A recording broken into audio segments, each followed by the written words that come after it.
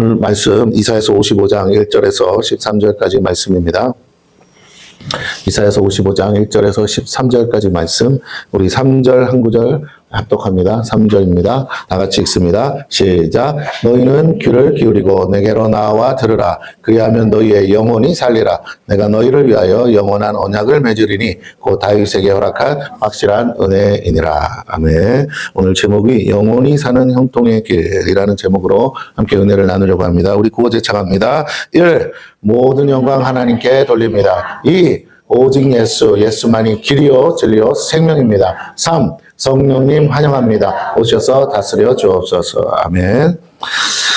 우리가 계속해서 뉴스도 보고 또 주변 소식들도 듣고 여러 가지 좋은 소식보다는 그렇게 생각만큼 좋은 소식들이 별로 없지요. 또 우리가 원하는 어떤 결과들이 우리 손에 이렇게 확 잡히는 그런 시간은 아닌 것 같아요. 그러나 여러분, 그렇게 생각하면 세상이 다 내 마음대로 돼야 된다는 건데, 세상이 내 마음대로 되는 게 좋은 세상은 아니잖아요.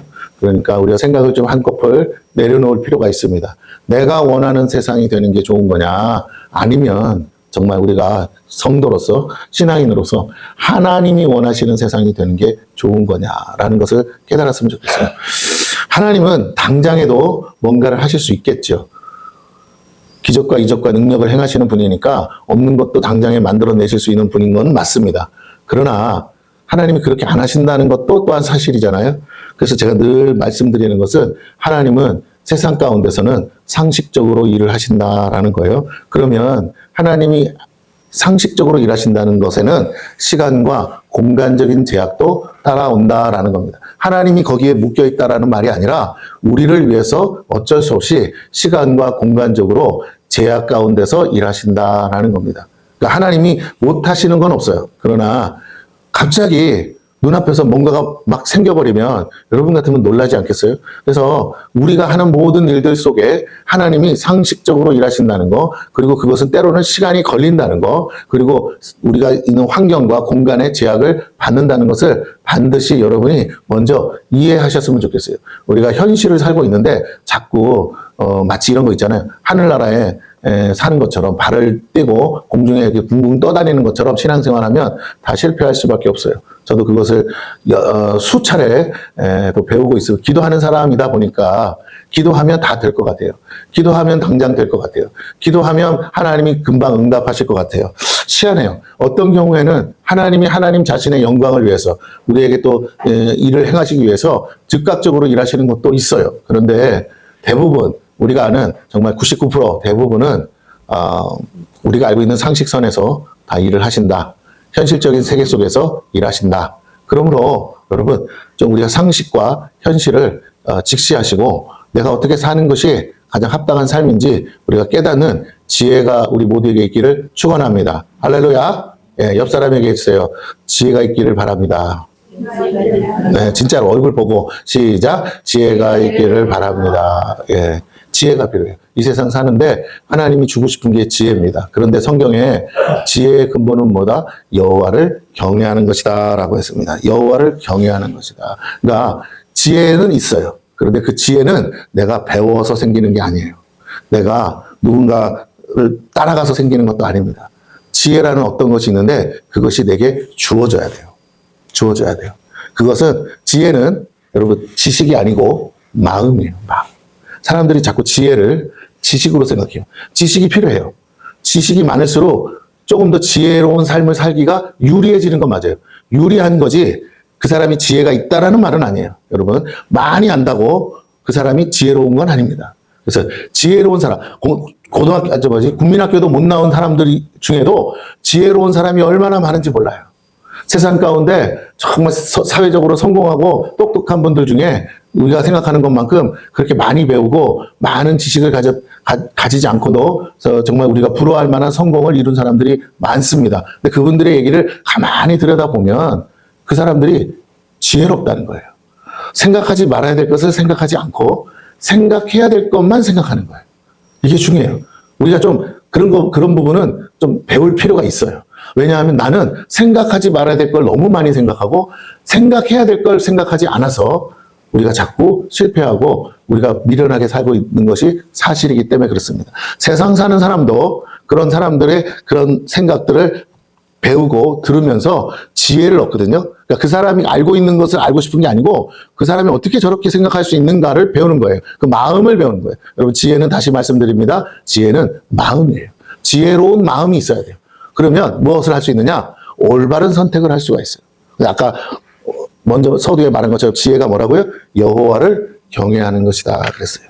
그러면 지혜의 근본이 여호와를 경외하는 거라면 여러분, 여호와를 경외하는 마음 속에 지혜가 온다라는 겁니다. 여호와를 경외하는 마음이 도대체 뭔데요? 여호와를 경외하는 마음은 이거예요. 하나님이라면 어떻게 생각하시는가? 하나님은 지금 어떻게 보시는가라는 겁니다. 오늘 하나님 없는 인생으로 살면 세상에선 똑똑하고 지혜로운 것 같은데 실상은 지혜롭지 않아요. 여러분, 사법고시 치고 시험 봐서 남들보다 뛰어나게 사는 사람 많습니다. 의사도 그렇고 판사도 그렇고 검사, 변호사들. 우리가 말하는 시험 쳐서 고시 공부해서 성공한 사람 많아요. 그러나 우리가 뉴스를 통해서 듣다 보면 그렇게 남보다 남부럽지 않게 똑똑해서 공부도 잘했던 사람이 하루아침에 인생 뭐라고요? 잘못된 선택을 해서 하루아침에 무너지는 사람 너무 많지 않아요? 왜요? 그에게 지혜가 없었어요. 그에게 지혜가 없으니까 잘못된 선택을 하더라는 거예요. 지혜가 없으니까 자기 마음을 다스리지 못하더라는 거예요. 왜 지혜가 없었어요? 자기 욕심대로 선택한 거죠. 자기가 보기에 좋은 대로 선택한 거예요. 그러다 보니까 뭐예요? 잘못된 길을 가더라는 거예요. 한 번만 더 생각했으면 좋았을 거예요. 하나님이 보실 때 어떻게 보이는가? 하나님 눈에는 어떻게 보이는가? 하나님이 보실 때 이 길이 옳은 길인가? 이게 의의 길인가? 악인의 길인가? 이것이 악인의 길인가? 아니면 정말 하나님의 길인가? 하나님의 생각, 하나님의 것을 가질 수 있는 것, 그것이 지혜거든요. 우리가 하나님을 묵상하는 이유가 여기 있어요. 우리가 하나님을 묵상하고 생각하다 보면 하나님이 어떤 분인지를 알게 돼요. 하나님이 어떤 분인지를 알게 되면 우리가 지혜가 생긴다는 거예요. 여러분에게 지혜가 있기를 축원합니다. 너무 많은 걸 바라지 마세요. 너무 큰 걸 바라지 마세요. 그래서 그런다고 되는 게 아닙니다. 지혜는 당장 내 눈앞에 있는 일을 하나님의 뜻대로 결정하는 거예요. 하나님의 뜻대로 선택하는 거예요. 오늘 내가 하는 일들 하나하나가 하나님 보시기에 합당하고 하나님 보시기에 좋아야 한다라는 겁니다. 문제는 왜 그렇게 생각 못하느냐? 여러분이 하나님을 주인 삼지 않아요. 하나님과 함께 동행하고 동거하지 않아요. 그러니까 뭐예요? 하나님 없이 생각해요. 하나님이 안 보이니까 하나님 없이 살아요. 그러니까 자꾸 내가 지혜롭지 않게 선택하고 지혜롭지 않은 생각을 하고 지혜롭지 않은 마음을 가지고 사니까 인생이 자꾸 꼬이는 거예요. 하지 말아야 될 말을 자꾸 하게 돼요. 하지 말아야 될 행동을 자꾸 하게 돼요. 가지 말아야 될 곳을 자꾸 가게 됩니다. 정말 많은 관계 속에서 만나지 말아야 될 사람을 자꾸 미련을 두고 만나요. 내 생각으로 만나요. 그래도 하면서 미련을 두고 또 만나요. 끊어야 될 인생인 걸 알면서도 끊지 못할 때가 많아요. 여러분, 계속적으로 우리가 무언가에 묶여서 내가 머리로는 알겠는데 이상하게 가슴으로는 안 될 때가 참 많은 거 아니에요? 예. 왜요? 뭐가 없어서? 지혜가 없어서. 자꾸 그렇게 안 하면 아쉬울 것 같은 거야. 그러면 내가 손해볼 것 같은 거야. 그러니까 자꾸 만나지 말아야 될 사람을 자꾸 또 만나게 되고, 가지 말아야 될 것을 또 가게 되고, 하지 말아야 될 것을 또 하게 되는 거예요. 안 해도 돼요. 한번 지나온 시간을 생각해봐요. 후회하는 게 더 많잖아요. 차라리 그때 그러지 말걸. 차라리 그때 그 사람을 안 만났으면 내가 이렇게 안 살 건데. 차라리 그때 그렇게만 안 했으면 내가 이 지경은 아닐 텐데. 여러분, 우리 맨날 그러잖아요. 네? 지옥에 간 사람이 하는 말이 뭐라고요? 그때 그러지 말걸. 맨날 껄껄껄껄 한다잖아요. 여러분, 우리가 이 땅을 살면서 지옥을 살면 안 되잖아요. 맨날 껄껄껄껄 하면서 후회만 하고, 그러면서 그 인간 안 만났으면 내가 정말 잘 살았을 때 하면서 남 탓하고, 후회하고, 그 인생 미워하고. 여러분, 결국은 선택은 누가 했냐면 내가 했거든요, 내가. 네, 이미 지나간 거예요. 엎어진 물입니다. 후회한다고 되지 않아요. 후회하는 삶은 발전이 없어요. 뭐 해야 돼요? 반성하셔야 돼요. 내가 앞으로는 이런 사람 다시 안 만나야지. 내가 앞으로는 이런 다시는 거들떠보지도 말아야지. 내가 앞으로는 다시는 그런 곳에는 가지 말아야지. 여러분 생각하셔야 돼요. 그 순간은 손해되는 것 같을 수 있어요. 그 순간은 그 관계들이 깨어지니까 나만 외톨이 되고 나만 왕따 되고 나만 혼자 되는 것 같아서 너무 속상할 수 있어요. 근데 우리가 다 알지만 우리 청년들이 있어요. 청년들 입장에서는 지금 당장 중요하니까 지금 만나는 사람들과의 관계가 소중하다고 느끼지만 여기 계신 어른들은 생각하죠. 다 그때야. 그때는 그게 그렇게 좋았어. 그 친구가 그렇게 좋았어. 그런데 그 친구가 나를 사기칠 줄은 몰랐어. 그런데 그 친구가 나를 뒤통수 칠 줄은 몰랐어. 그런데 그 친구 때문에 내가 인생이 이렇게 엉망진창이 될 줄은 몰랐다고. 좋을 때는 한없이 좋았는데 계속 만나다 보니까 어느 날 갑자기 그 친구가 변하더니 결국에는 내 인생을 망치는 통로가 되었다라는 거죠. 오늘 우리가 그렇게 후회하는 인생들 많잖아요. 그래요. 그래서 하나도 다시 말씀드려 하나도 중요하지 않아요. 다시 이게 표현을 잘해야 되는데 여러분이 지금 알고 있는 사람, 여러분이 지금 만나고 있는 사람, 여러분이 중요하다고 생각하는 그 사람이 실제로 여러분 인생 전체로 봤을 때는 하나도 중요하지 않아요. 중요하지 않아요. 그렇다고 그 사람을 함부로 하라는 게 아닙니다. 그냥 중요하지 않아요. 여러분의 인생에 결정적인 그 뭔가가 아니에요.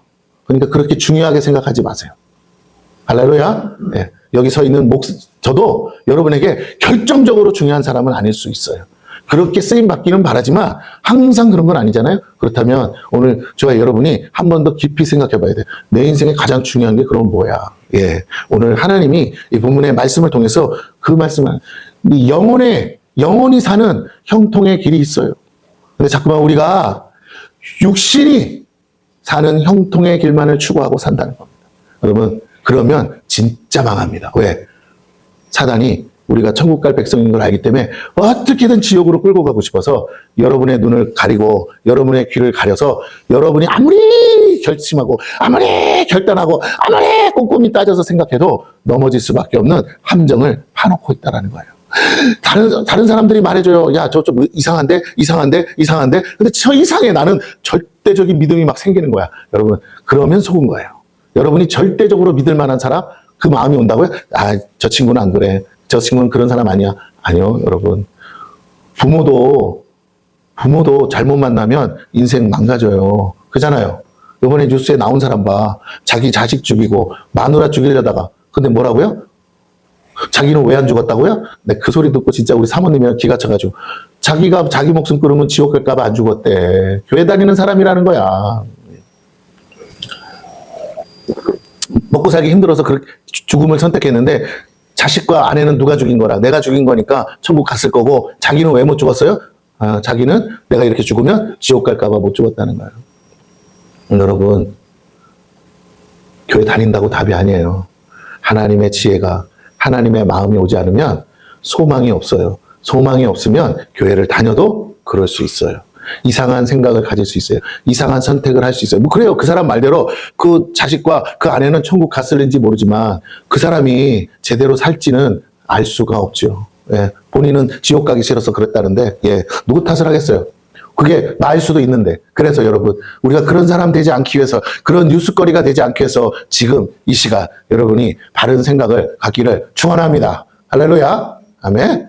예, 그렇다면 옆 사람에게 한마디 해주세요. 옆에 사람 없으면 뒤돌아보고 한마디 해주세요. 당신이 하는 생각은 틀렸습니다. 시작. 제발 빨리 해줘. 얼굴 눈 똑바로 쳐다보고 해주세요. 당신이 지금 하는 생각은 틀렸습니다. 빨리 시작. 아니, 얼굴 쳐다보고 해. 서영아, 니네 엄마 쳐다보고 해. 자, 당신이 하는 생각은 지금 틀렸습니다. 빨리 해주세요. 저 따라 해보세요. 지금 내가 하는 생각은 틀렸다. 여러분, 여러분의 생각은 거의 100% 틀려요. 여러분의 생각은 100% 틀려요. 그걸 인정할 때 지혜가 옵니다. 할렐루야? 아멘? 내 딴에는 기침 콜록콜록 감기인 줄 알았는데 의사 선생님한테 갔더니 뭐라고요? 아니래. 그러면 아닌 거야. 아멘? 네, 여러분은 아무리 여러분이 옳다고 생각해도 그냥 여러분의 생각일 뿐이고 전문가한테 가면 다른 얘기가 나옵니다. 맞습니까? 저도 피곤하다. 요새 왜 이렇게 피곤하다. 그래서 가봤더니 당뇨래요. 여러분, 나는 당뇨 염려는 했지. 우리 아버지가 당뇨였으니까, 유전병이라니까. 그러나 내가 당뇨란 소리를 들으니까 기가 차더라고요. 그래서 그러고 나서 일주일 만에 5kg 빠지더라고. 낙심해서 난 우리 아버지처럼 고생하다가 죽는 거 아닌가 하고. 근데 막 인터넷 찾아보니까 당뇨 환자들이 겪을 일들이 다 이게 나오는 거야. 뭐 나중에 안 좋으면 투석도 해야 되고 뭐 어쩌고 별로 그 안 좋은 결과들이 나오는 걸 보면서 낙심이 되더라고요. 그런데 여러분, 그 생각에 끌려가면 당뇨로 죽는 게 아니고 뭐라고요? 마음이 죽어서 죽어요. 여러분 아시겠습니까? 약을 먹어도 어떤 사람 약을 먹어도 안 낫는 사람이 있어요. 왠지 아세요? 마음이 무너져서 안 낫는 거예요. 약발이 안 들어. 근데 어떤 사람은 약만 먹으면 아주 그냥 약이 잘 들어가지고 금방금방 낫는 사람이 있어요. 왜요? 마음이 안 무너져서 그래요. 이 약 먹고 나아야겠다는 생각이 있고 이 약 먹고 나아야 될 이유가 있으니까 막 몸이 반응해요. 그런데 마음이 무너지면 참 신기해. 마음은 내 육체를 지배하고 다스리는 통로란 말이에요. 그래서 마음이 무너지면 뭐라고요? 다 끝나는. 하나님 말씀에 뭐라고요? 무릇 지킬 만한 것 중에 내 마음을 지키라. 뭐라고요? 왜요? 생명의 근원이 이에서 남이니라. 할렐루야. 여러분의 생명은 육체에 있는 게 아니에요. 팔다리 다 잘라도 사는 사람은 살아요. 맞습니까? 그러고도 장애인 올림픽 나가서 금메달 딴다고요. 하지만 마음이 무너진 사람은 아무리 멀쩡하게 있고 돈을 다 가져줘도 여러분 무너질 수밖에 없어요. 가진 돈 다 가지고도 무너질 수 있어요. 다 써보지도 못해. 차라리 가난한 사람이라도 나눠주면 좋은데 나눠주지도 않고 무너져. 그래서 죽어버려요. 여러분 그렇게 되지 않기를 바랍니다. 오늘 말씀으로 돌아가서 그럼 어떻게 하면 내 영혼이 사는 형통의 길이 있는가? 그것이 무엇인가? 오늘 말씀에서 이렇게 말씀합니다. 1절입니다. 오호라 너희 모든 목마른 자들아 물로 나오라. 돈 없는 자도 오라. 너희는 와서 사 먹되 돈 없이 값없이 와서 포도주와 젖을 사라. 자, 우리에게 필요한 것들이 있죠. 저와 여러분 다 필요한 게 있습니다. 어떤 사람에겐 가장 인생의 가장 최저 바닥에 있는 사람에게 가장 기본적인 것도 없어서 힘든 사람들이 있죠. 물이 없어서 또 양식이 없어서 그래서 힘든 사람들이 있죠. 이것들도 다 뭐예요? 오늘 본문의 말씀처럼 돈 주고 사야 되는데 그 돈이 없어서 무너지고 실패하고 좌절하고 낙심하는 사람이 이 지구상에 얼마나 많은지 모릅니다. 그것조차도 사실 물 그리고 양식 이거 우리에게는 좀 흔한 건데 그게 없는 사람이 있어요. 여러분 풍성한 곳에 극도의 빈곤이 있다는 거 아세요? 그러니까 선진국에 가면 백화점마다 마트마다 음식들이 가득하잖아요. 그런데 돈이 없어서 그걸 보고만 쳐다보고만 있어야 되는 마음 얼마나 괴로워요. 얼마나 정말 힘들어요.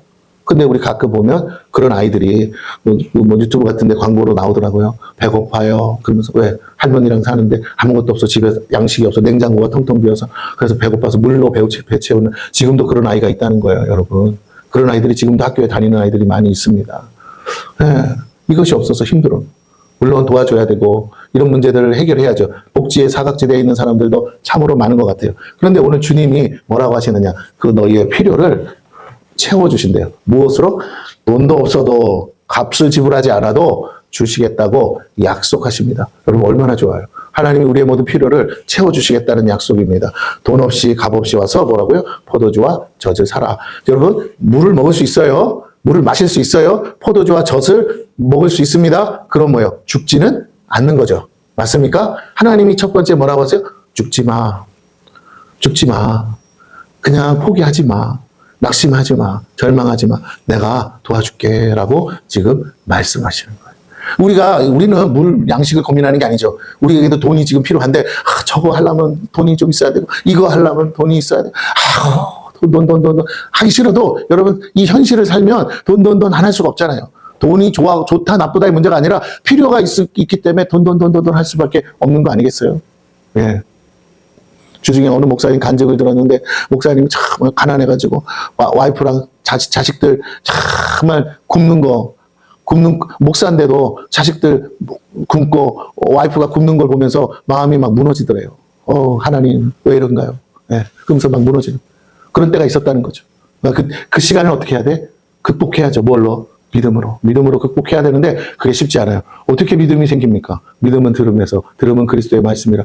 그 말씀을 보면서 믿음이 생기고 그 믿음이 생기니까 그 시간들을 통과하고 결국에 지금은 그런 걱정 안 하지만 그런 때가 있었다는 걸 알고 그걸 가지고 내가 그때 극복했던 내가 붙들었던 말씀을 전하시는 그러면서 은혜가 있다. 저도 들으면서 은혜가 있어요. 목회자 세미나에서 하신 말씀 큰 은혜를 받았어요. 여러분 그렇습니다.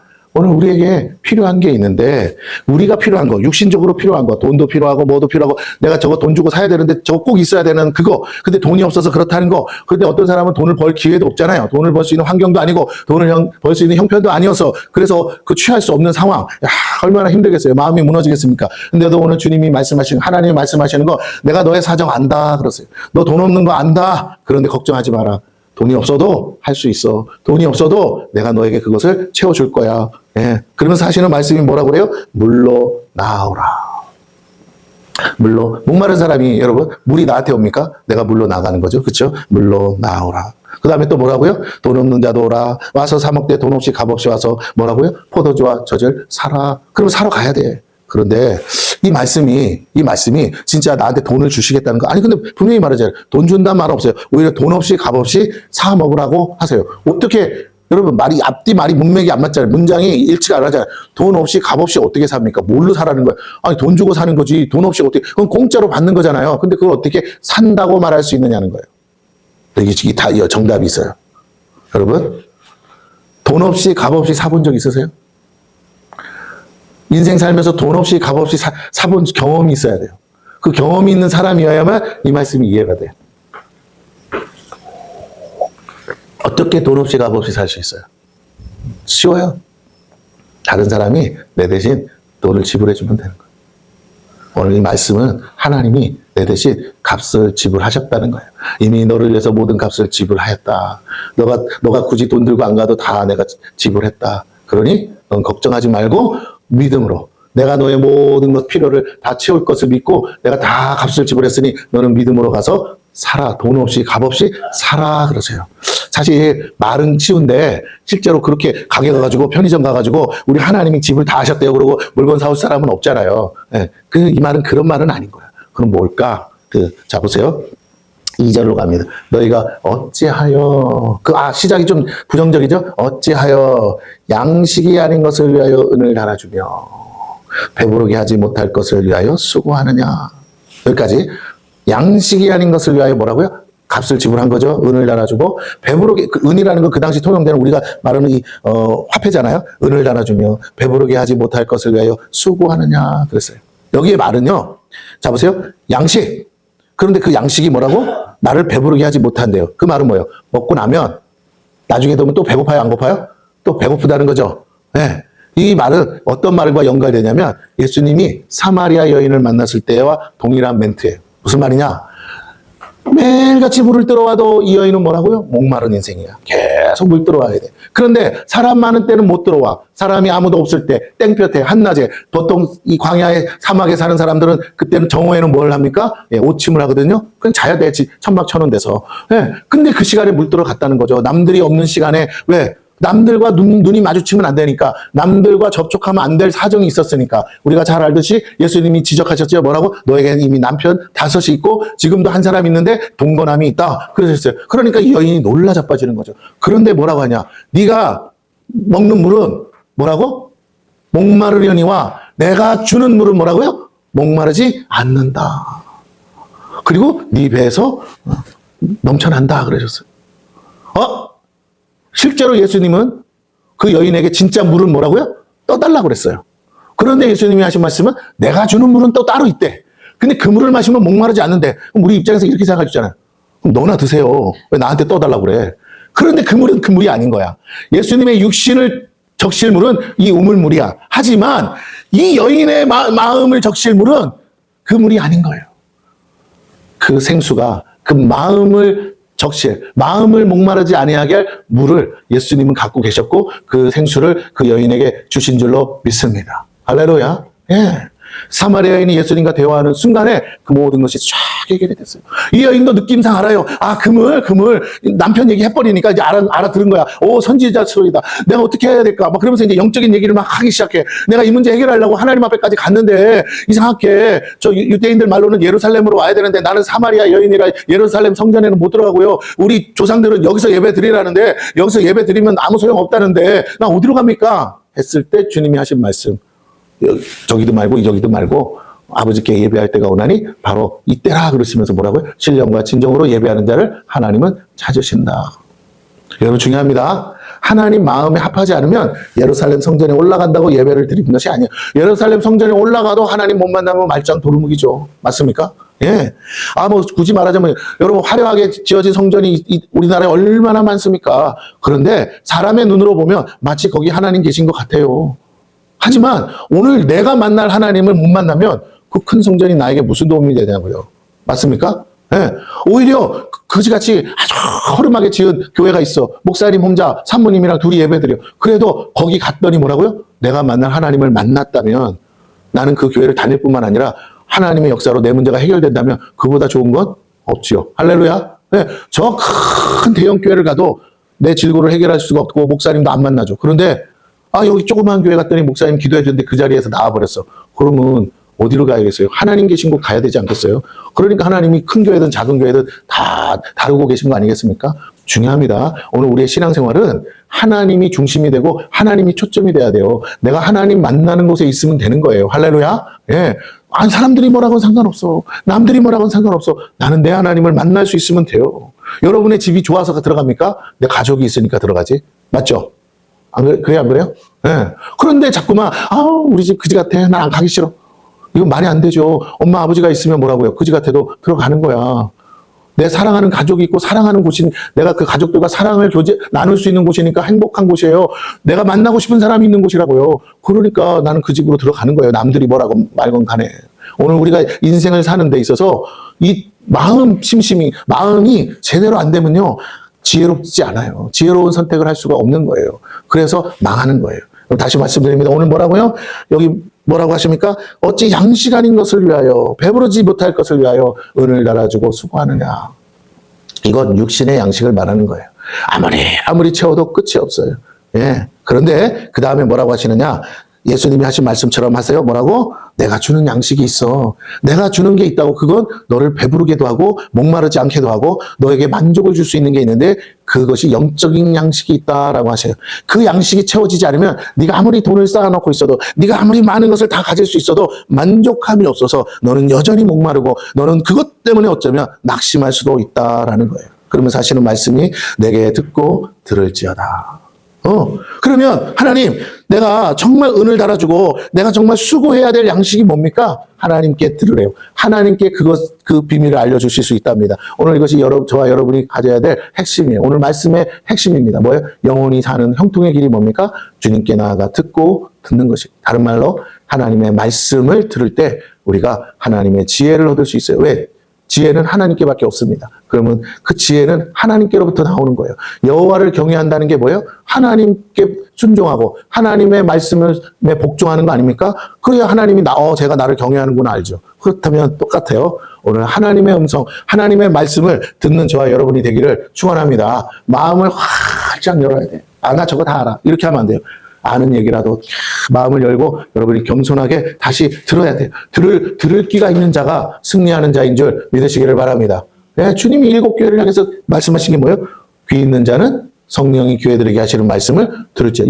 저와 여러분이 교회 아닙니까? 그러면 저와 여러분이 뭐 해야 돼요? 들어야 돼요. 왜 그렇게 말씀하실까?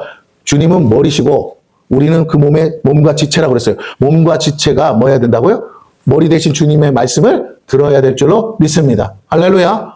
뭐가 명령이 떨어지면 뭐 반응이 와야 될 거 아니야. 순종하세요. 내가 주님과 붙어 있다면, 잘 들으세요. 내가 정말 주님과 붙어 있는지 안 붙어 있는지 어떻게 한다고요? 내가 지금 주님의 음성을 듣고 있느냐, 주님의 말씀을 내가 듣고 있느냐가 핵심이고요. 그리고 내가 그 말씀대로 순종하느냐가 핵심이에요. 여러분이 주님과 떨어져 있다는 거 주의 음성을 듣지도 않고 들을 마음도 없는 것이고, 두 번째는 뭘 해도 안 돼. 안 돼요.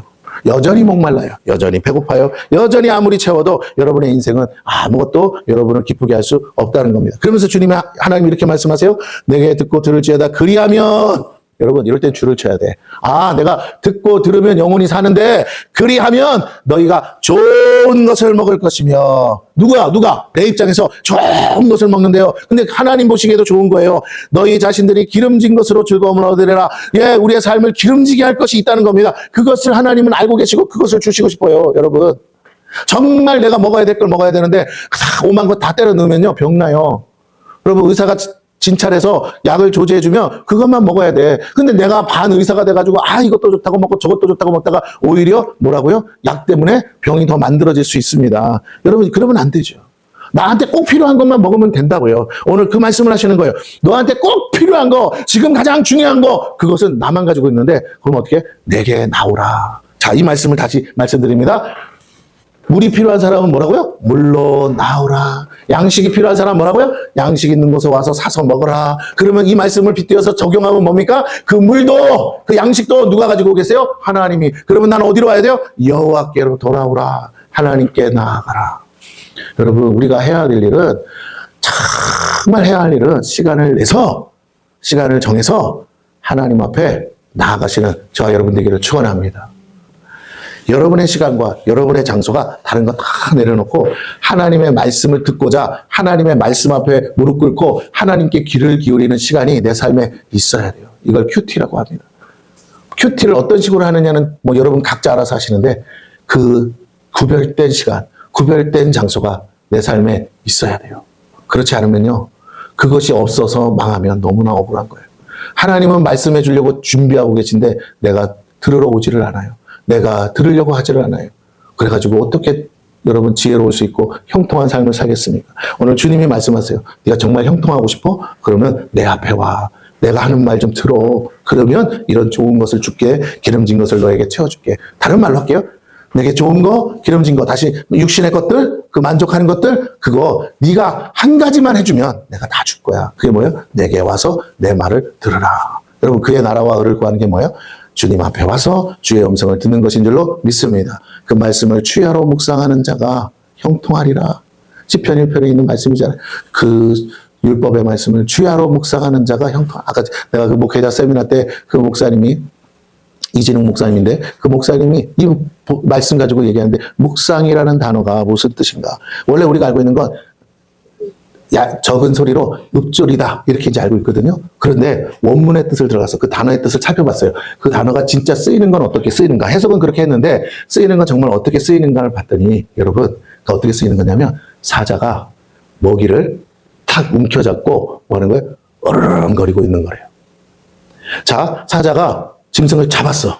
그걸 먹어야 되는데 이 얼룩말이도 뭐 잡을 거 아니에요. 그 잡고 있으면 사자만 그걸 노리는 게 아니라 옆에 하이에나도 노리고 있고 하늘에는 독수리도 노리고 있다는 거예요. 사자가 방심한 틈을 타서 뭐예요? 다 덤벼들어서 그 고기 덩어리 가져간다는 거예요. 우리 동물의 왕국 보면 나오잖아요. 여러분 사자만 있지 않잖아요. 사자 주변을 하이에나가 맴도는 거 보셨죠? 그러다가 사자가 잠깐 방심하세요 뭐예요? 고기 덩어리에 다리 하나 떨어지면 그거 물고 가잖아요. 막 싸우고 사자가 먹다가 떠나면 하이에나들끼리 와서 막 잡아먹고 그 다음에 독수리가 와서 먹고 예. 먹잇감을 지키려면 어떻게 해야 돼요? 내가 그걸 입에다 딱 악물고 어떻게 해야 됩니까? 여러분 집에 있는 개새끼들도 밥상 차려주고 있으면 옆에 와서 누가 그거 뺏어가려고 그러면 어떡합니까?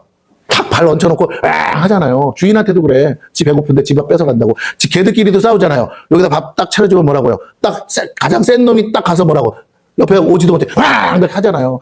묵상이 뭐냐?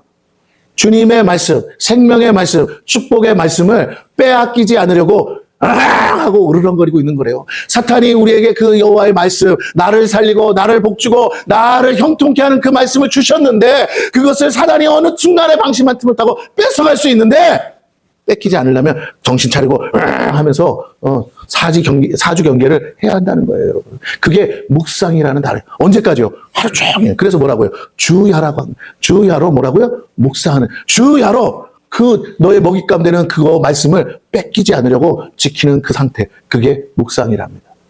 다윗이 지었어요. 여러분, 다윗이 그 마음으로 말씀을 붙들고 살았더니 다윗의 삶에 어디를 가든지 승리하는 형통의 삶이 된 줄로 믿습니다. 다윗이 왜 하나님 마음에 합했느냐? 다윗은 여호와의 말씀을 그렇게 붙들고 그렇게 지켰거든요. 쉽게 말하면 내가 돈을 움켜쥐고 돈을 안 뺏기려고 사는 것처럼 내가 말씀을 그렇게 붙들고 그렇게 살았다는 거예요. 환경이 어떻든 상황이 어떻든 그 다 떠나서 다윗이 사울을 피해서 도망다니는 동안에 그때 다윗에게 무슨 돈이 있습니까? 뭐가 있습니까? 아무것도 없어요. 그런데도 그는 그 속에서 뭘 붙들었어요? 여호와 하나님을 붙들고 그의 말씀을 붙든 줄로 믿습니다. 그랬더니 무려 15년 동안 쫓겨다녔대요. 15년. 그러다가 결국에는 이스라엘의 통일 왕국을 이루는 왕으로 등극할 수 있었습니다. 그것도 누가 했어요? 자기가 한 게 아니에요. 하나님이 세워주셔서 왕이 되었어요. 온 백성이 와서 다윗이여 당신이 왕이 되기를 원하나이다 해서 세워졌습니다. 오늘 다시 한번 저와 여러분에게 말씀드려요. 여러분이 무엇하면 진짜 하나님을 믿고 하나님의 약속의 말씀을 끝까지만 붙들면 육신은 정말 돈 없어서 힘들고 먹을 거 없어서 자식들한테 맛있는 것도 못 사주는 상황이 있어요. 정말 마음 상하고 속상한 상황이 있을 수 있어요. 그래도 끝까지 하나님 말씀을 하면서 내가 다른 건 다 뺏겨도 하나님 여호와의 말씀만은 내가 뺏길 수 없다고 사탄을 향해서 이 더러운 마귀 새끼야 떠나가라면서 말씀 붙들 때 하나님은 그 믿음을 보시고 그 중심을 보시고 내가 너와 함께하리라. 내가 너를 도와주리라. 내가 너를 붙들리라. 나는 내 하나님이 되어 주리라고 말씀하시는 줄로 믿습니다. 하나님은 여러분에게 그 믿음 보기를 원하세요.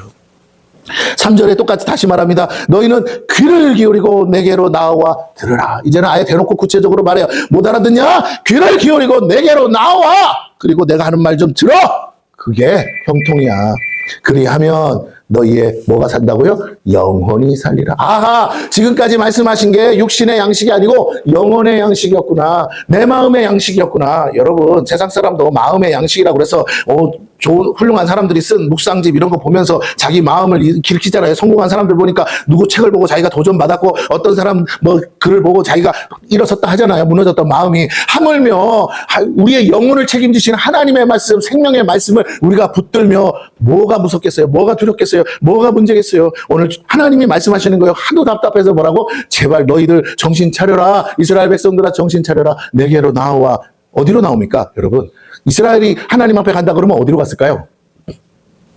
성전으로 갔겠죠. 여러분 얼굴 표정 보니까 뭔 소리야 또. 이스라엘 백성이 하나님 만나러 가자 그러면 어디로 갔겠어요? 성전으로 가죠. 성전으로 올라가죠. 시편에 보면 마지막에 127편인가부터 뭐가 나옵니까? 성전으로 올라가는 노래가 나오잖아요. 여러분 한 10대 표 나오잖아요. 제가 정확히 숫자는 모르겠는데 성전으로 올라가는 노래가 나와요. 여러분 가장 신앙의 핵심은요, 결국 다시 하나님께로 가는 거야. 성전에 가서 뭐 하는데요? 그 당시는 제사, 지금은 뭐 한다고? 예배를 드리죠. 예배의 자리로. 왜? 신령과 진정으로 예배하는 자를 찾는다 그랬으니 우리가 하나님이 찾으시는 그 사람 되려면 하나님 앞에 뭐로? 예배하는 자로 나아가야 돼요. 다른 거 다 필요 없고 하나님을 예배해. 아무것도 없죠. 가진 거 다 잃었어요. 하나님 나 이제 아무것도 없어요. 괜찮아. 내가 원하는 건 너의 가진 것이 아니고 너의 영혼이다. 나는 너를 원한다. 네가 내게 와서 너를 드리며 내가 책임져 줄게. 할렐루야. 이게 성공의 비결이고 형통의 비결이라니까요. 모든 것을 가지신 하나님 앞에 나를 드려보세요. 한 나라의 임금도 자기에게 목숨 바쳐 충성하며 그 신하에게 뭐라고요? 다 주죠. 나라도 맡길걸요? 왜? 믿을 수 있으니까. 오늘 우리가 하나님을 정말 믿고 하나님이 나를 보고 너만은 내가 믿을 수 있어. 네 마음을 중심을 보니까 너는 한 척도 나에 대해서 다른 마음이 없어. 그래서 나는 너한테 다 줘도 돼. 내 가족까지도 내가 너한테 맡길게. 이렇게 하나님이 신뢰할 만한 충성된 자가 되는 게 뭐 그렇게 어렵다고 안 하시느냐 이거죠. 하나님이 그렇게 물으시는 뭐 그게 어렵다. 내가 다 가졌는데. 여러분 우리 머리로 알지 말고 지식으로 알지 말고 이런 말 여러분이 저보다 더 잘할 수 있어요. 근데 그 말이 중요한 게 아니라 정말 그렇게 믿는, 그렇게 하나님을 믿는 저와 여러분 되기를 축원합니다. 그러면 하나님이 뭐 하시느냐? 내 영혼을 살리신대요. 내가 너희를 위하여 뭐라고요? 영원한 언약을 맺으리니. 언약은 약속이죠. 약속인데 어떤 약속? 우리가 그 언약을 맺었어요, 하나님이. 근데 그 약속이 뭐가 있어요? 말씀이 있죠. 말씀으로 언약하셨으니까 그 언약의 말씀을 내가 뭐하면 붙들면 그것은 영원한 언약이 돼. 어떠한 상황에서도 흔들 수 없고 어떠한 상황에서도 바꿀 수 없고 어떠한 상황에서도 계약 파기가 되지 않는 영원한 계약이 된다는 거예요. 그래서 뭐라고요? 곧 다윗에게 허락한 확실한 은혜. 여러분 우리가 하나님 앞에 확실한 은혜가 뭡니까? 내가 부족해도, 내가 실수해도, 내가 넘어져도, 우리가 죄 없는 인생 없잖아요. 우리가 이렇게도 자빠지고 저렇게도 자빠지고 이렇게도 실수하고 저렇게도 실수하지만 하나님은 그런 거 안 본다는 거예요. 그러면 회개하면 되지. 그런 게 중요하지 않다는 거예요. 내가 얼마나 부족하냐, 내가 얼마나 무능하냐, 내가 얼마나 실패를 많이 했냐, 나 같은 사람은 못하겠다, 나는 하면 안 되나 보다. 우리 다 그렇게 한 번씩 생각하잖아요. 그런데 하나님이 이렇게 말씀하세요. 그거 보지 말라는 거야. 그거 생각하지 말라는 거야.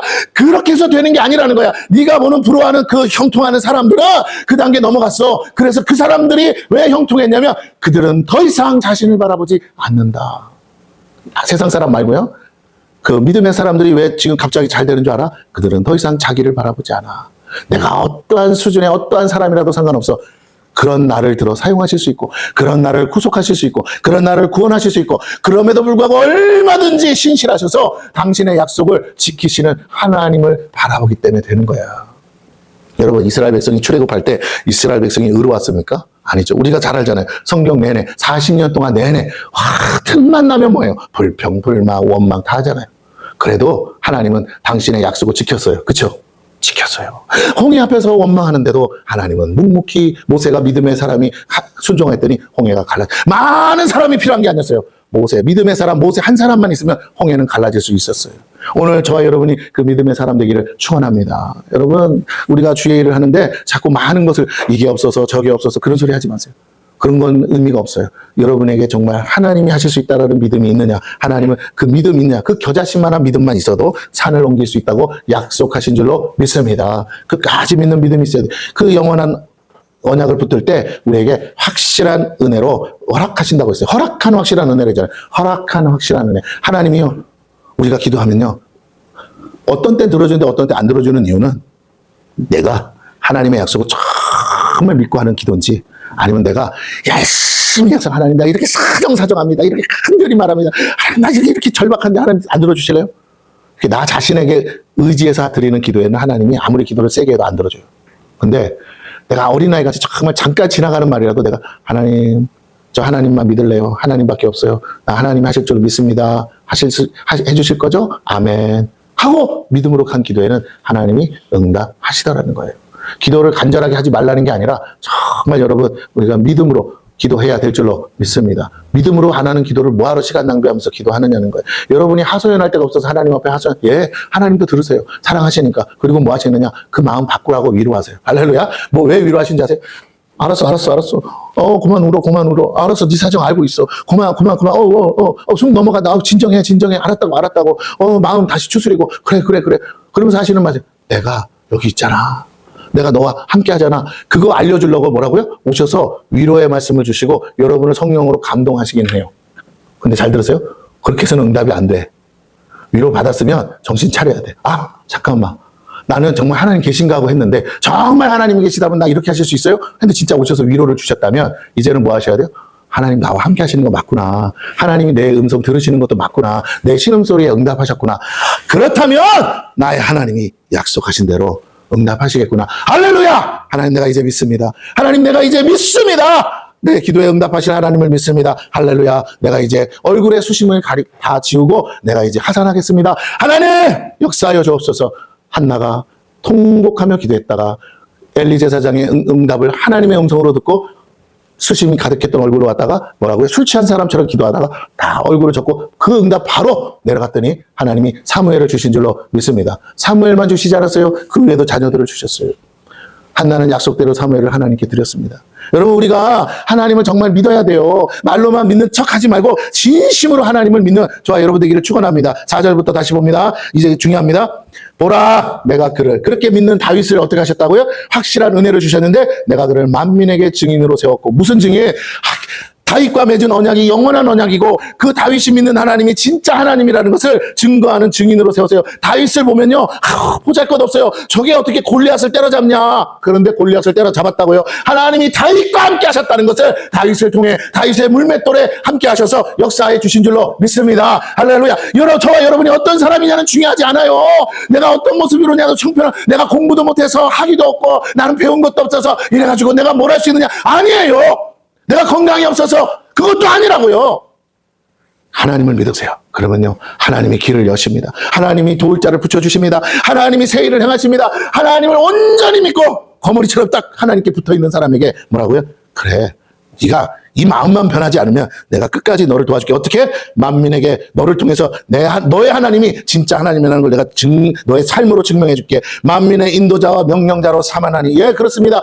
여러분이 보잘것 없어도 하나님은 여러분을 통해서 세우시며 사람들이 따르게 돼 있어요. 왜요? 나도 당신처럼 성공하고 싶어요. 나도 당신처럼 승리하고 싶어요. 나도 당신처럼 그렇게 잘 되고 싶은데 어떻게 하면 됩니까? 예, 간단합니다. 나처럼 살아계신 하나님을 만나세요. 나처럼 살아계신 하나님께 나아가세요. 나처럼 그 살아계신 하나님의 음성을 들으세요. 할렐루야.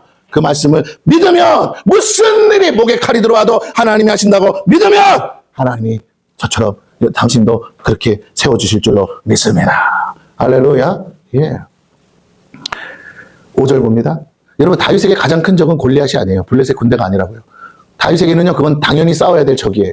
진짜 적은 누군지 아세요? 믿음이 없어서 겁먹고 앉아있는 이스라엘 군대고 사울 왕이었어요. 그죠?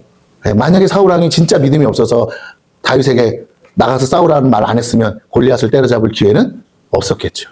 예, 중요합니다. 오늘 다시 한번 오늘 하나님이요 우리에게 말씀하세요. 너는 어떤 길을 선택할래? 너는 누구에게 나아갈래?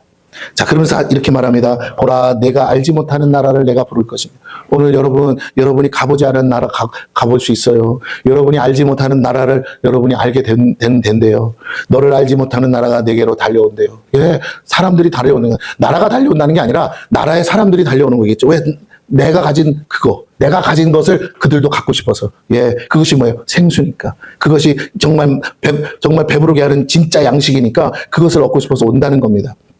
그러면서 뭐라고요? 여호와 내 하나님 곧 이스라엘의 거룩하신 이로 말미암음이니라. 이스라엘의 거룩하신 여호와 하나님 때문에 그런 일이 생긴대요. 그런데 뭐라고 하신다? 이렇게 말씀하세요. 어떻게 그게 가능했다고? 그 하나님은 안 보이잖아. 안 보이는데 어떻게 하나님이 너와 함께 하신다는 걸 알게 됐다고? 이렇게 뒤에 말합니다. 이는 다 같이 읽어요. 시작. 이는 그가 너를 영화롭게 하였느니라. 할렐루야. 이게 중요한 거예요. 사람들은 하나님 안 보여. 그런데 내가 볼 땐 저 사람 아이고 저래가지고 무슨 아이고 저렇게 해서 뭘 돈을 벌어 하는데 하나님이 계속 그 중심을 아시니까 그를 어떻게 하신다고요? 영화롭게 계속 영화롭게 하는 일마다 손대는 일마다 형통케 하시면서 영화롭게 세워주시더라는 거예요. 할렐루야. 여러분 오늘날 성공하는 사람들 막 유튜버들이 인터뷰 다니는 거 저는 자주 봐요. 그 들어보면 들을 게 있어. 근데 보면 남들과 다른 뭔가가 있더라고요. 예, 그렇습니다. 오늘 그렇게 그 사람 별거 아니야. 나보다도 별거 아닌 사람이야. 그런데 어느 날 보니까 정말 수백억 자산가 수천억 자산가가 돼 있더라고요. 보니까 남다름이 있어요. 예. 그들을 내가 볼 때 존경스러울 수밖에 없는 영화로운 존재로 하나님이 만드시더라고요. 다시 여러분에게 부탁합니다. 하나님은 얼마든지 여러분을 그렇게 세우실 수 있어요. 아이고 목사님 저는 그냥 이렇게 살다가 죽을라고. 왜 그렇게 살다 죽을 수 있어요. 그러나 한 번 더 그래도 여러분 중에 하나님 그래도 내가 하나님 앞에 멋지게 쓰임받고 싶고 내가 믿는 하나님이 진짜라는 걸 나도 한번 증명하고 싶어요. 나는 목사는 아니잖아요. 내가 나가서 일도 하고 사업도 하고 뭐 하는데 하나님 한 번만 나 좀 도와주시면 안 될까요? 그때 하나님 하시는 말씀. 그럼 정말 그렇게 하고 싶어? 그러면 너와 나 사이에 계약을 써야 돼. 계약서를. 언약이 있어야 된다고. 그거 말씀에서 뭐라고요? 너 무릎 꿇고 성경책 펴놓고 찾아. 밭에서 진주를 찾듯이 너와 나 사이에 있어야 될 언약이 뭔지 그 언약의 말씀을 여기서 찾아. 그거 찾는데 찾아서 어떻게? 그거 목에 칼이 들어와다 바꾸지 않는 마음으로 그 말씀 붙들어. 그 말씀 붙들고 기도해봐. 내가 한다고 믿고 기도해봐. 내가 해주리라 하시는 거예요. 그러면서 이렇게 말씀하십니다. 너희는 여호와를 만날 만한 때 찾으라. 그게 언제요? 지금. 가까이 계실 때 그를 부르라. 그게 언제라고? 지금. 이 성경을 이사야 선지자에게 주시면서 이스라엘 백성들에게 타락하고 부패한 이스라엘 백성들에게 전하는 말씀이 뭐예요? 여호와를 만날 때가 언제라고요? 이 말을 듣는 지금이라고. 허구 많은 말씀 중에 네가 오늘 이 말씀을 들었다면 지금이 내가 너를 만나고 싶어서 찾아왔으니까 무엇으로? 말씀으로. 그러니까 지금이 네가 만날 때요. 지금이 그 하나님이 네 곁에 계실 때다. 그러니 뭐라고요? 끝에 그를 부르라. 오늘 저와 여러분이 할 일은 뭐라고요? 주여 주여 주여. 하나님 아시지요? 주님 저를 만나주세요 하고 주님 찾아서 불러야 될 줄로 믿습니다. 너무 말이 많아. 너무 청산유수 같은 말들이 많아. 기도가. 다 지우세요. 내가 정말 필요한 게 뭔지 하나님이 아세요. 내가 정말 뭘 구해야 될지도 하나님이 아세요. 하나님 앞에 주여 아시지요? 주여 아시지요? 제발 긴 말 하지 말고 하나님이 아신다고 정말 믿는다면 말 많이 하지 말고 주여 주여 주님 주의 이름을 부르세요. 주의 이름을 부르는 자는 구원을 얻는다 했으니까. 자 7절 봅니다. 7절 봅니다. 근데 기도할 때 부르짖을 때 방해하는 것들이 있어서 하나님이 이것들 좀 제거하라 하세요. 뭐라고요? 악인은 그의 길을 불의하지 않은 그의 생각을 버리고 여호와께로 돌아오라. 우리가 잘못된 길 가고 있어? 그거 가면서 하나님 찾지 마. 불의한 자, 그 생각, 너 잘못된 생각하고 있어? 그 생각 가지고 있으면서 혹 아니면 이대로 해야지 하는 이거 있잖아. 양다리 걸치듯이. 그렇게 하면서 나한테 오지 마. 다 내려놔. 실패했잖아. 안 되잖아. 포기해. 다 손 딱 펴고 내게 와. 이렇게 말씀을. 그리하면 그가 긍휼히 여기시리라. 여러분 하나님이요. 다 털고 아무것도 없는 나. 실패해서 이래도 안 되고 저래도 안 되고 별수를 다 썼는데도 안 돼. 그렇게 해서 빈손으로 오는 나를 하나님은요 좋아하세요. 왜? 긍휼히 여기시리라. 이제 누구밖에 없어? 아 나밖에 없구나. 너 도와줄 사람 나밖에 없어 하면서 하나님이 좋아하세요. 우리 하나님께로 돌아오라. 그가 너 그렇게 용서하시리라. 그래 지금까지 잘못 갔지. 내 뜻대로 안 하고 네 마음대로 한번 살아봤지. 근데 내가 나한테만 오면 내가 다 용서해 줄게. 걱정하지 마. 하시면서 하시는 말씀 잘 들어봅니다. 이렇게 설명을 하세요. 뭐라고? 이는 내 생각이 너희의 생각과 다르며 내 길은 너희의 길과 다름이니라. 여호와의 말씀. 아하 그렇구나. 지금까지 내가 생각한 대로 했는데 하나님은 전혀 다른 생각을 갖고 계셨고 하나님의 길은 전혀 다른 길이었구나. 내가 주님의 길로 가지 않고 주님의 생각을 갖지 않다 보니까 내가 이 모양 이 꼴이 됐구나. 그러면 이제 답이 나왔어요. 여호와 하나님의 생각 그것이 지혜입니다. 여호와 하나님의 길 그것이 형통의 길입니다. 오늘 우리는 그 길로 가야 되고 그 하나님의 말씀을 통해 그 생각을 들어야 될 줄로 믿습니다. 나를 향하신 하나님의 생각을 들어야 돼요. 그래야 형통하는 거예요. 요나처럼 그렇게 자기 멋대로 가면 안 된다는 거예요. 하나님이 가라는 대로 가야 그 물고기 뱃속에 들어가는 일은 생기지 않는 겁니다. 9절 이는 하늘이 땅보다 높은 같이 내 길은 너희의 길보다 높으며 내 생각은 너희의 생각보다 높음이니라. 여러분 타협할 수 없어요. 그냥 그런 줄 믿으세요. 이는 아무리 여러분이 좋은 생각해도 안 돼요. 하나님 요거 내가 생각해 요게 좋은 것 같은데 요렇게 하면 안 돼요. 다 그 필요 없어. 다 백지로 빈손으로 나와야 돼. 그래야 진짜 하나님 걸 줍니다. 이는 비와 눈이 하늘로부터 내려서 그리로 되돌아가지 아니하고 땅을 적셔서 소출이 나게 하며 싹이 나게 하여 화종하는 자에게는 종자를 주며 먹는 자에게는 양식을 줌과 같이 어떻게 된다고요? 비가 내리면 그런 일이 일어나는 것처럼 내 입에서 나가는 말도 이와 같이 헛되이 내게로 되돌아오지 아니하고 나의 기뻐하는 뜻을 이루며 내가 보낸 일을 형통하며. 이 말이 여러분에게 왜 소망이 됩니까? 여러분 여러분의 능력으로 일을 이루는 게 아니라는 거예요. 여러분의 지혜로 일을 이루는 게 아닙니다. 여러분의 생각으로 일을 이루는 게 아니라 여호와 하나님의 말씀이 마치 하늘에서 내리는 비와 같이 새싹을 솟구치고 열매를 맺게 하는 것처럼 그 말씀을 내가 가지고 있으며 그 말씀을 내 입에서 선포하며 그 말씀이 나가서 하나님의 기뻐하시는 뜻을 다 이루신대요. 우리가 어떻게 살아야 되느냐면 우리는 내 힘으로 내 능력으로 사는 게 아니라 여호와의 말씀이 일하시는 대로 그 말씀을 따라가는 거예요. 말씀을 쫓아가는 겁니다. 말씀이 가는 대로 가고 말씀이 서는 곳에서 서는 거예요. 오늘 말씀이 일을 하신대요. 말씀이 곧 하나님이라고 그랬어요. 여러분 오늘 하나님의 말씀보다 앞서갈 수 없어요. 우리는 끊임없이 내 앞에다가 하나님의 말씀을 선포하면서 마치 이스라엘 백성이 나팔을 불듯이 하나님 여호와 하나님이 나와 함께 하시더라 하면서 그 말씀을 선포하면서 가야 됩니다. 그때 그 말씀이 일을 이루신다는 거예요. 전쟁이라면 승리하게 하신다는 거예요. 뭐라고 합니까? 내 입에서 나가는 말도 이와 같이 헛되이 내게로 되돌아오지 않냐고 나의 기뻐하는 뜻을 이루며 내가 보낸 일에 형통하겠대요. 길이 없는 곳에도 뭐 하시면 말씀이 선포되면 길이 나게 하시는구나. 12절입니다. 너희는 기쁨으로 나아가며 평안히 인도함을 받을 것이요. 무엇으로 인도함 받을? 말씀으로. 말씀이 나를 끌고 가는 거죠. 산들과 언덕들이 너희 앞에서 노래하고 들의 모든 나무가 손뼉을 치고. 이 말은 무슨 말이에요? 우리 앞에 장애물들이 더 이상 장애물이 되지 않는다는 거예요. 잣나무는 가시나무를 대신하여 나며 화석류는 찔레를 우리가 발로 밟고 가는 곳마다 가시나무가 바뀌어서 잣나무로 찔레가 바뀌어서 화석류가 되는 역사가 일어난다는 거예요. 이것이 여호와의 기념이 되면 그렇죠. 우리 삶에 내가 말씀 붙들고 살았을 때 나오는 그 증거들, 그 열매들이 여호와의 기념이 돼요. 왜? 하나님은 살아계시도다. 하나님은 나와 함께 하신다는 증거가 된대요. 영영한 표징이 되어 끊어지지 아니하리라. 할렐루야. 그렇다면 여러분 우리가 너무 짧은 머리 가지고 너무 많은 생각을 해요. 말씀대로 믿고 말씀대로 살면 간단하게 하나님이 다 이루실 일을 내가 해보려 하고 내가 수고하려고 하니까 안 돼요. 여러분 다시 말씀드립니다. 여러분이 하실 일은 뭐라고요? 여호와께 나아가 그의 말씀, 그 영원한 언약의 말씀을 들으시고 그 말씀을 목숨 걸고 사자가 그 먹이를 움켜쥐고 있는 것처럼 사단에게 빼앗기지 않으려고 말씀을 붙드는 저와 여러분 되기를 축원합니다. 언제요? 주야로.